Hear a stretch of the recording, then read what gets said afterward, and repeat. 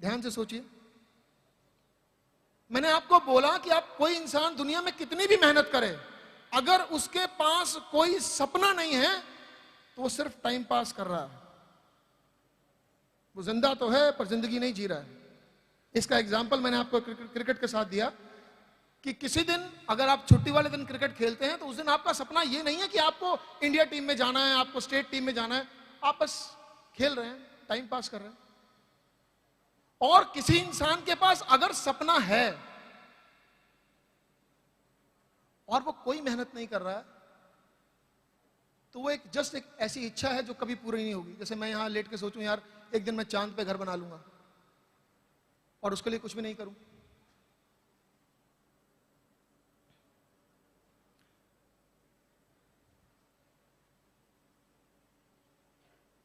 मैंने आपको बोला कि मैंने 12 साल पहले जिन शब्दों को सुना और जो बहुत ताकतवर शब्द थे, वो पहली लाइन ये थी कि dreams are the most powerful energy.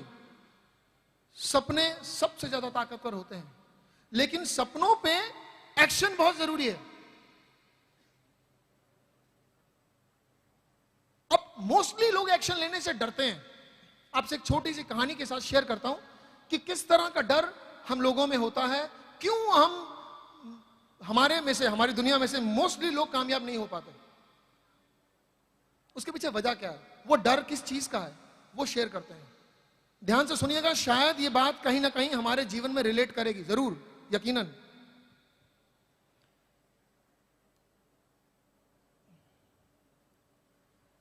आप ऐसे माने कि एक आदमी का ड्रीम तो है कामयाब होने का, बहुत कामयाब होना चाहता है, बेहतर करना चाहता है। इसको मैं एक छोटी सी कहानी से रिलेट करता हूं। मान लीजिए एक बहुत बड़ा ग्राउंड है, उस ग्राउंड में बीच में कहीं कोई सीमेंट की एक छतरी बनी होती है ना, जहां सीमेंटेड छतरी होती है, सीमेंट की छोटी सी छतरी बनी हुई है, उसके बीच में एक पिलर लगा हुआ है, वो सीमेंट का है। उसके नीचे एक आदमी बैठा है जोर से पिलर को पकड़ के, और बारिश हो रही है तेज तेज। थोड़ा ध्यान लगा करके थोड़ा रिलेट करने की कोशिश कीजिएगा मैं कहानी क्या कहना चाह रहा हूं। एक आदमी एक बहुत बड़े ग्राउंड के बीच एक सीमेंट की छोटी सी छतरी बनी हुई है, उसके नीचे उस पिलर को पकड़ के बैठा हुआ है और बारिश हो रही है बहुत तेज। अब वो पिलर के जब वो छतरी के नीचे बैठा है, वो बारिश उसको पूरी तरह से बूंदों से बचा नहीं रही है, वो थोड़ा गीला हो रहा है, लेकिन पूरी तरह से गीला भी नहीं हो रहा, थोड़ा बचा भी हुआ है। इतने में उसको एक विकल्प दिखता है। वो देखता है कि सामने मानिए 500 मीटर दूर या 700 मीटर दूर या 1000 मीटर दूर उसको लगता है कि एक बहुत अच्छा मकान है, बहुत बड़ा शेड है। अगर मैं यहां से इस पिलर को छोड़ के, इस छतरी को छोड़ के वहां पहुंच गया तो फिर बारिश मुझे कभी परेशान नहीं कर पाएगी। कभी भी बारिश आए, क्योंकि मैं शेड के नीचे रहूंगा, मैं कभी भी भीग नहीं पाऊंगा। वो ये सोचता है, लेकिन वो छतरी छोड़ के जाता नहीं है। क्यों नहीं जाता है, सुनिए जरा। उसको लगता है अगर मैं छतरी छोड़ के गया तो ऐसा ना हो जाए कि मैं बारिश में पूरा भीग जाऊं, मेरा पैर स्लिप हो जाए, मैं गिर जाऊं, और अगर मुझे लगा, एक बार मैंने आगे कदम बढ़ाया छतरी छोड़ के, तो अगर मैं बिल्कुल शेड तक नहीं पहुंच पाया तो मेरा नुकसान होगा, मैं भीग सकता हूं, मैं गिर सकता हूं, कुछ परेशानी आ सकती है। और उसके बाद अगर मैं वापस लौटा या लौटने की कोशिश की तो पता चलेगा कोई और आदमी आके छतरी के नीचे बैठ गया है।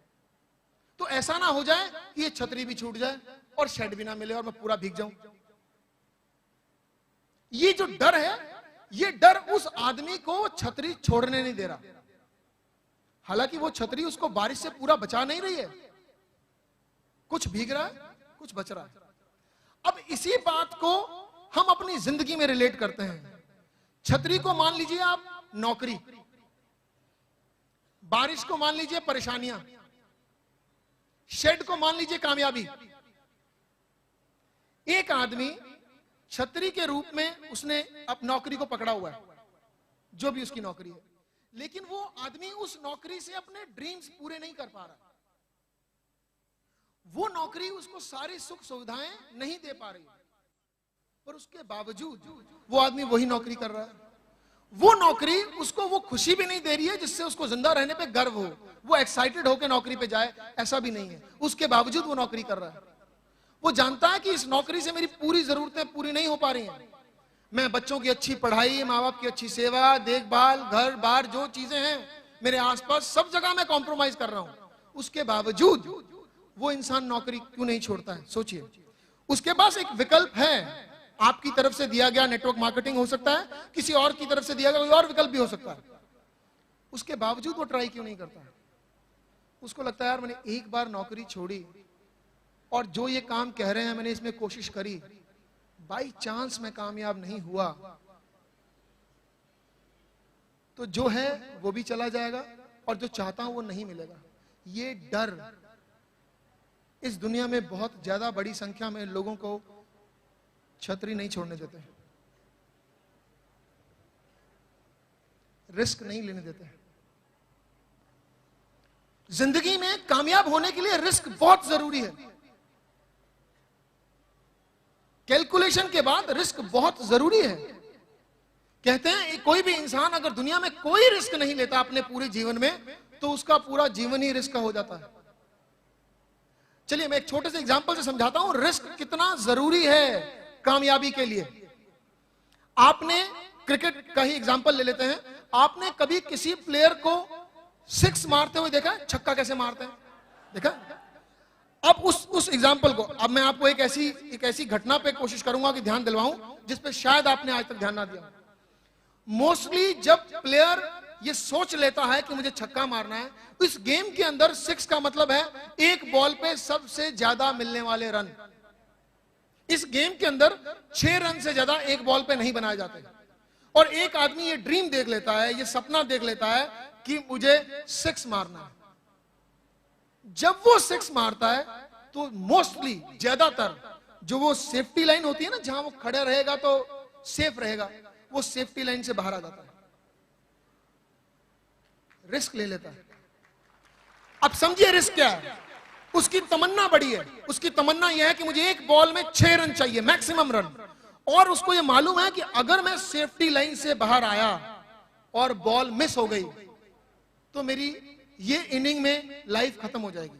अगर बॉल ठीक से बैट पर नहीं आई तो शायद कैच हो जाऊंगा, और अगर मेरी बॉल हल्के से क्लिक करके पीछे चलेगी तो भी कैच हो जाऊंगा। यानी कि हर गलती पे उसकी लाइफ उस इनिंग में खत्म होती है। उसके बावजूद उसकी तमन्ना बड़ी है, उसके बावजूद वो आदमी सेफ्टी लाइन छोड़ देता है, उसके बावजूद क्रिकेट में छक्के लगते हैं, लोग कामयाब होते हैं। होंगे कुछ लोग, आप कभी नेक्स्ट टाइम देखें तो बहुत सारे लोग ऐसे होंगे जो सेफ्टी लाइन छोड़ते भी नहीं है, उसके बावजूद छक्का मार देते हैं।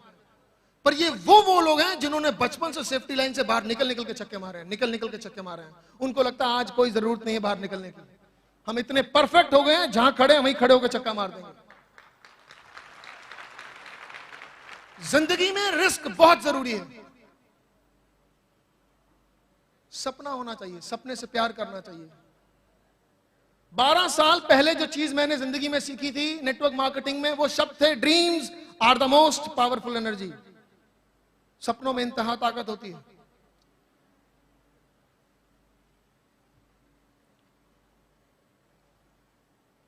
अभी मैं जैसे अभी बात कर रहा था, बाहर बैठा हुआ एक बात सोच रहा था कि आपके साथ कौन सी बात करूं जिससे आप बड़े अच्छे से रिलेट कर पाए, आपको लगे यार वाकई ये तो मैंने सोचा ही नहीं, या यकीनन ये तो होता है, ये तो है।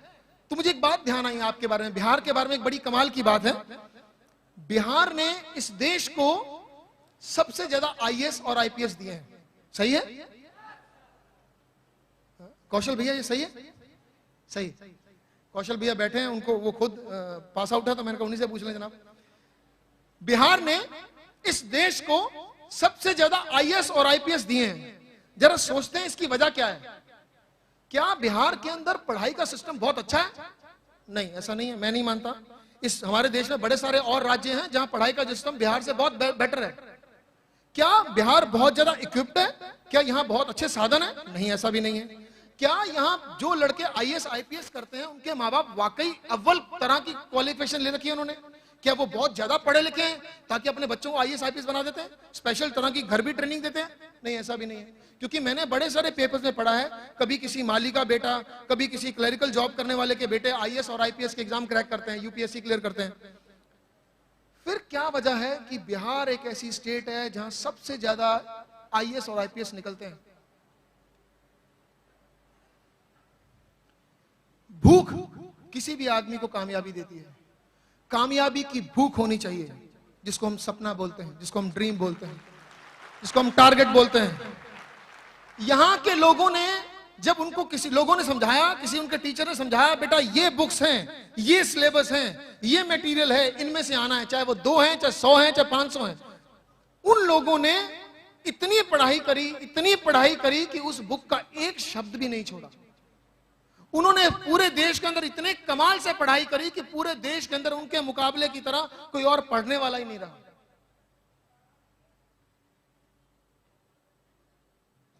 अगर बिहार इस देश को सबसे बड़े आईएएस आईपीएस दे सकता है, तो यकीनन ये बिहार इस देश को सबसे बड़े नेटवर्किंग से कमाने वाले करोड़पति दे सकता है।